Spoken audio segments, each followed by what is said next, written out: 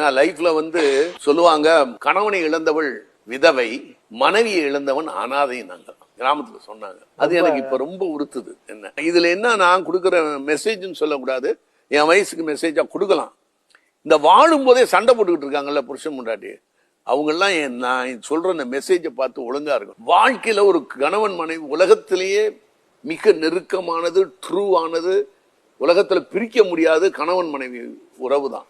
அதுல போய் சண்டையை போட்டுக்கிட்டு, ஈகோ போட்டுக்கிட்டு டைவர்ஸ் ஆகுறது, அப்புறம் பிரிஞ்சு இருக்கிறது, இல்ல ஒரே வீட்டுக்குள்ளேயே பிரிஞ்சு இருக்கிறது, இதெல்லாம் தயவு செய்து நான் கையெடுத்து கும்பிடுறேன். ஏன் இப்படி இருக்காங்கன்னு எனக்கு புரியவே இல்லை. இது என்னை மாதிரி இழந்தவர்களுக்கு அதனுடைய வலி தெரியும்.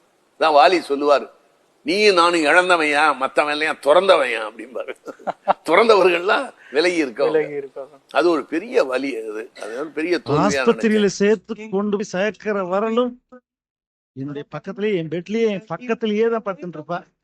2 பேரும் உரசிதான் படுத்துட்டு இருப்போமே ஒழிய இருசலா படுத்ததே கிடையாது.